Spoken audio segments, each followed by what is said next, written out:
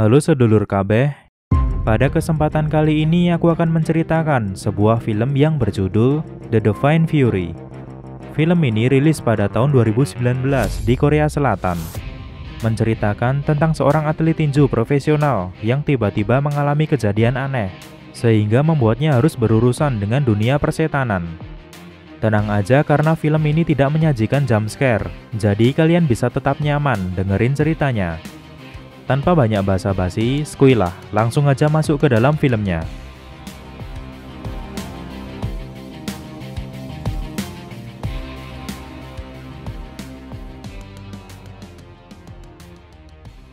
Perkenalkan, tokoh utama di film ini yang bernama Young Ho. Dia tinggal bersama ayahnya di suatu rusun, sedangkan ibunya sudah meninggal saat melahirkannya. Tampak mereka sering melakukan banyak kegiatan bersama dan begitu bahagia menjalani hidup. Suatu malam, sang ayah yang bernama Park meninggalkan Young Ho untuk menjalankan tugasnya sebagai seorang polisi. Ketika sedang berjaga di suatu jalan, dia mendapati seorang pengemudi dengan tatapan yang cukup aneh, serta menggunakan cincin ornamen gagak di jarinya. Setelah itu kejadian buruk menimpa Park. Tiba-tiba si pengemudi langsung memacu kendaraannya dengan kencang, sehingga Park yang sedang melakukan pemeriksaan terseret sangat jauh. Sampai akhirnya Park tidak lagi mampu bertahan, lalu dia terpelanting ke jalanan hingga tak sadarkan diri. Jelas ini adalah pukulan keras bagi Young Ho, di mana dia mendapati kondisi ayahnya yang kritis akibat kecelakaan tadi. Kemudian dia berdoa di sebuah gereja untuk memohon kepada Tuhan agar ayahnya bisa dipulihkan. Di sini dia juga bertemu dengan seorang pastor yang mengatakan, Tuhan pasti mendengarkan orang yang tulus dalam berdoa. Tetapi sepertinya Tuhan punya rencana lain. Karena setelah itu diperlihatkan, Park tidak lagi mampu bertahan dan dia mengembuskan nafas terakhirnya. Kembali lagi ke Young Ho, di sini dia mendapatkan mimpi bertemu dengan ayahnya. Sang ayah mengucapkan salam perpisahan dan juga memberikan nasihat kepada Young Ho. Harus menurut dengan nenek, membantu orang yang kesusahan, membagikan makanan kepada orang yang kelaparan, dan juga membela orang lain yang tertindas. Intinya sang ayah ingin anaknya menjadi orang yang baik dan berguna bagi sesama.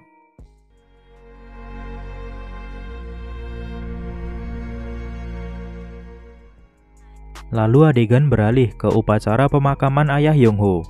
Dia masih tidak percaya akan secepat ini kehilangan ayahnya. Lalu sejak saat itu, dia mulai tidak percaya dengan keberadaan Tuhan. Bahkan dia juga mengusir pastor yang sempat ditemuinya di gereja karena dia merasa sudah dibohongi.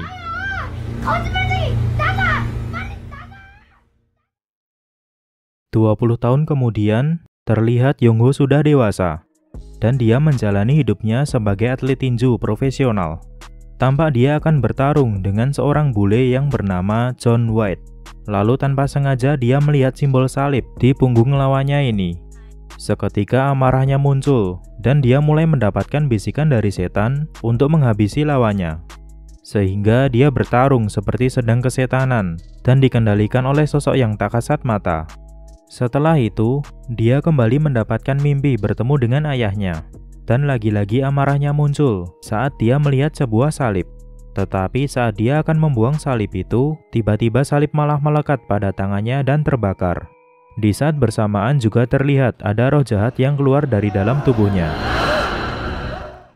Walaupun hanya mimpi, tetapi kejadian itu terasa sangat nyata, bahkan meninggalkan bekas luka berbentuk lubang di tangan kanan Young Ho.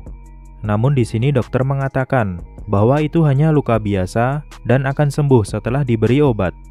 Di suatu malam, tampak Young Ho sedang tertidur di apartemennya. Setelah itu terlihat ada roh jahat yang berusaha masuk ke dalam tubuhnya.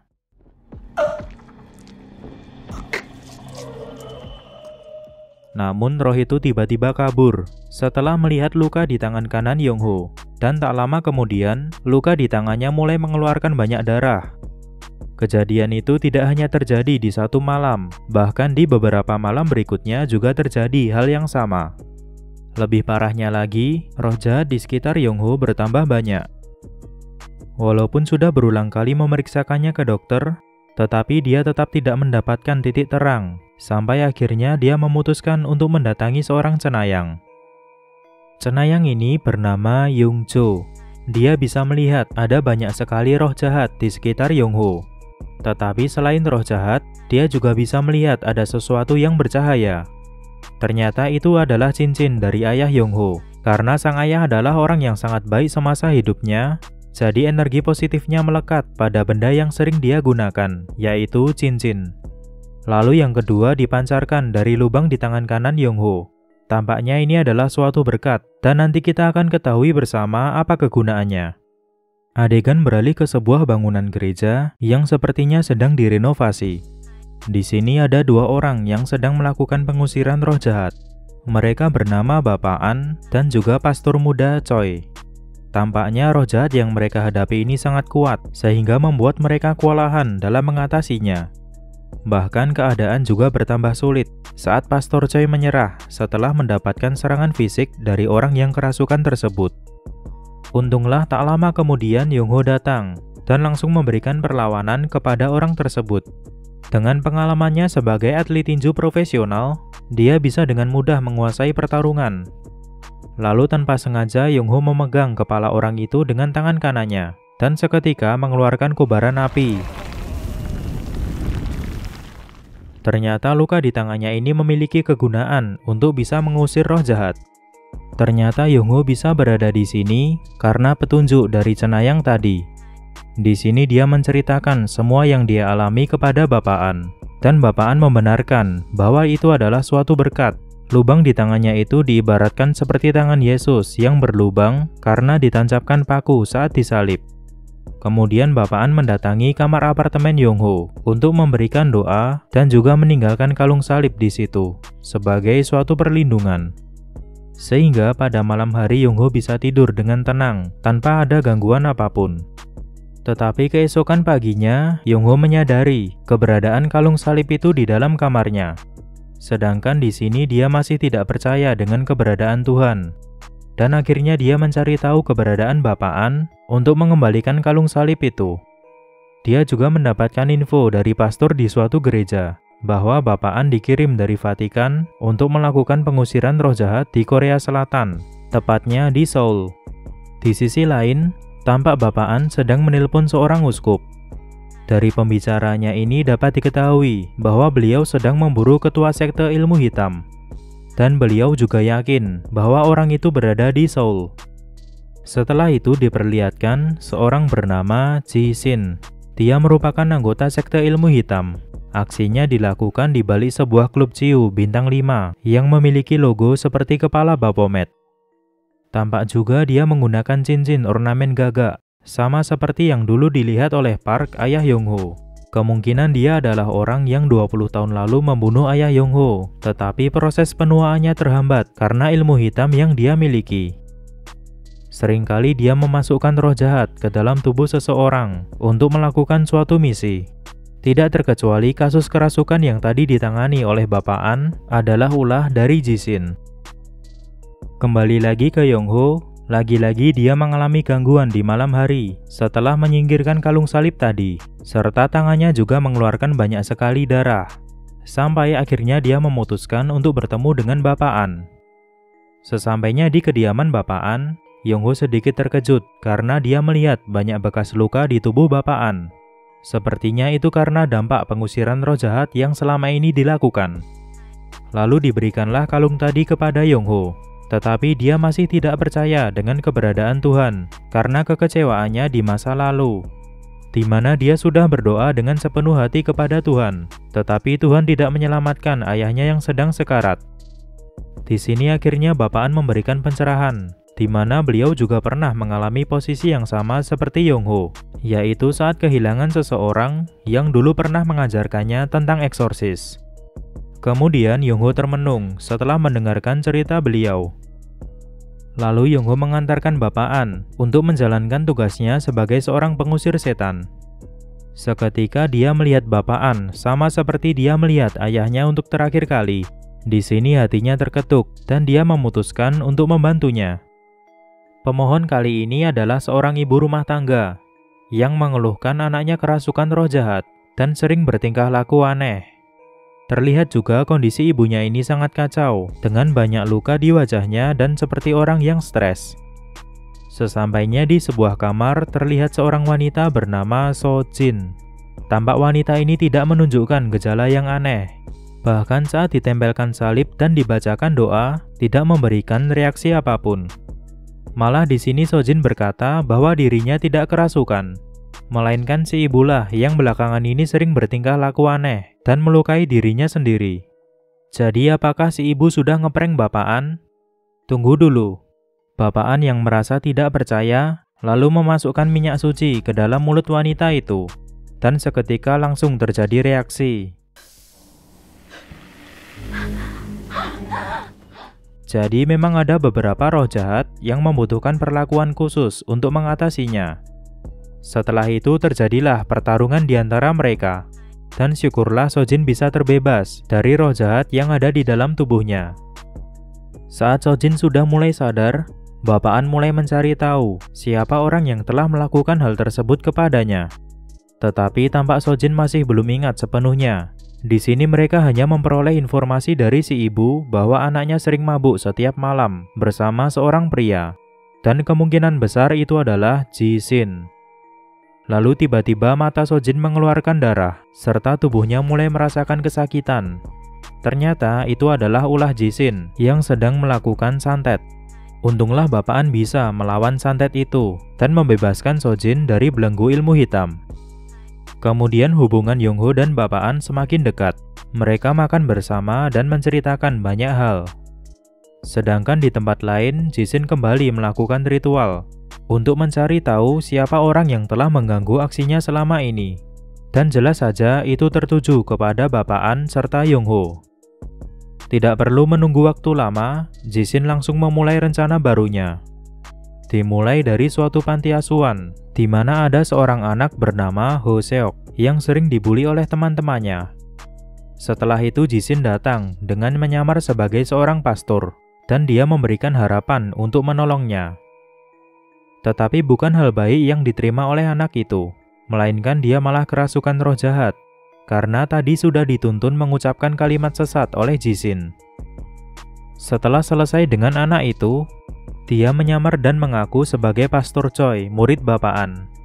Di sini dia menemui Yongho dan berkata bahwa mereka pernah bertemu sebelumnya di depan gereja, yaitu saat Bapaan sedang melakukan eksorsis di sebuah gereja yang sedang direnovasi. Tampak Yongho percaya dengan perkataan Jishin, walaupun sebenarnya dia belum pernah melihat wajah Pastor Choi secara langsung. Karena tadi saat dia melihat Pastor Choi yang asli di depan gereja, wajahnya tertutup oleh kerumunan gagak. Jishin juga mengatakan bahwa Bapaan adalah seorang penipu yang menyesatkan. Kembali lagi ke panti asuhan, diperlihatkan anak tadi sedang kerasukan dan didoakan oleh para suster. Tetapi karena tak kunjung menemukan titik terang, akhirnya Bapaan dipanggil untuk mengatasinya. Tidak lupa Bapaan juga mengajak Yongho. Namun Yongho enggan untuk meresponnya, karena dia masih terpengaruh oleh perkataan Jishin yang tadi menyamar sebagai Pastor Choi. Yongho memutuskan untuk kembali ke dunianya sebagai atlet tinju profesional, karena kebetulan ada turnamen yang akan diselenggarakan.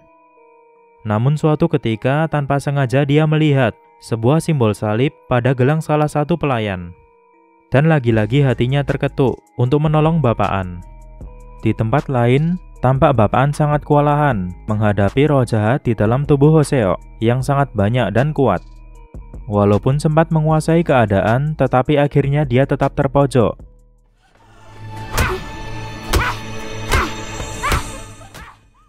Untunglah tak lama kemudian Yongho datang untuk menolong Bapaan, sehingga roh jahat di dalam anak itu bisa dilenyapkan. Jelas aksi Yongho menuai pujian dari para suster dan anak kecil di panti asuhan tersebut. Tetapi Jishin tidak tinggal diam. Suatu malam dia kembali melancarkan aksinya dengan merasuki seekor anjing di panti asuhan tadi. Lalu dia membunuh Ho Seok. Kabar buruk itu pun langsung sampai ke Yongho dan Bapaan. Lalu mereka bergegas menuju rumah sakit untuk mendoakan mayatnya. Di dalam ruangan mayat, mereka mendapati sesuatu yang aneh. Yongho melihat Jishin dengan tatapan yang dingin ke arahnya, lalu Yongho mengejarnya. Sedangkan di dalam ruangan mayat, tiba-tiba Hoseo bangkit dan menangis kesakitan. Tetapi jelas ini hanyalah skenario dan tipu daya dari Jishin. Sebenarnya Jishin berada di ruangan itu, dan seketika langsung menyandera bapaan. Untunglah tak lama kemudian Yongho kembali, tetapi dia disuruh untuk mengucapkan kalimat sesat agar bapaan dibebaskan. Bapaan yang tidak mengharapkan itu terjadi, akhirnya mengorbankan dirinya untuk dibunuh. Melihat hal tersebut, tanpa pikir panjang Yongho langsung membawa bapaan kabur dan menuju ke tempat Pastor Choi untuk disembuhkan. Walaupun tidak ada yang tahu apakah nyawanya masih bisa terselamatkan atau tidak. Kemudian, Yongho memutuskan untuk bertemu lagi dengan Sojin. Di sini dia memohon untuk diberi informasi terkait pria yang sering mengajaknya mabuk di malam hari. Sampai akhirnya Sojin memperlihatkan sebuah logo seperti kepala Baphomet yang tidak lain adalah logo klub Chiu milik Jishin. Singkat cerita, Yongho mendatangi tempat tersebut. Dengan kekuatan dan semangatnya, dia bisa mengalahkan semua pengikut Jishin. Lalu sampailah dia di tempat persembahan ketua sekte ilmu hitam. Karena merasa tidak mampu menghadapi Yongho dengan kekuatannya sendiri, Jishin mengorbankan raganya kepada sosok yang dia sembah, dengan menenggelamkan tubuhnya ke kolam lele. Setelah itu dia keluar dengan wujud baru seperti manusia ikan, dan terjadilah pertarungan di antara mereka. Tampak Jishin dengan mudah menguasai pertarungan dengan kekuatan yang dia miliki. Bahkan Yongho dibuat tak sadarkan diri setelah digigit olehnya. Setelah itu Yongho kembali bertemu dengan sang ayah di alam bawah sadarnya. Di sini terjadi adegan yang cukup mengharukan, serta sang ayah juga menguatkan anak kesayangannya ini. Lalu Yongho bangkit kembali untuk melanjutkan pertarungan, dan kali ini dia mempunyai kekuatan yang lebih besar dari sebelumnya. Setelah pertarungan yang cukup sengit, akhirnya dia bisa mengalahkan Jishin. Kemudian tampak Jishin ditarik ke dalam kolam lele oleh sosok yang sangat aneh. Film pun selesai.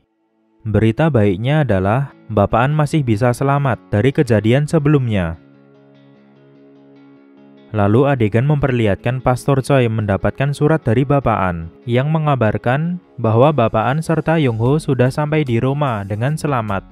Di sini tidak dijelaskan kenapa Yongho ikut dengan bapaan, tetapi seharusnya dia sudah bertobat dan kembali ke jalan yang benar setelah beberapa peristiwa yang dia alami. Di akhir film ini kesannya juga sedikit menggantung. Mungkinkah nanti Pastor Choi akan meneruskan perjuangan sebagai seorang eksorsis? Tidak ada yang tahu. Kalaupun nanti ada film lanjutannya, pasti akan aku bahas dan aku buatkan rangkuman ceritanya. Akhir kata, terima kasih sedulur KB sudah menonton video ini sampai selesai. Buat penonton baru boleh tinggalkan subscribe kalau mau ketemu lagi di video seru selanjutnya. Dan sampai jumpa.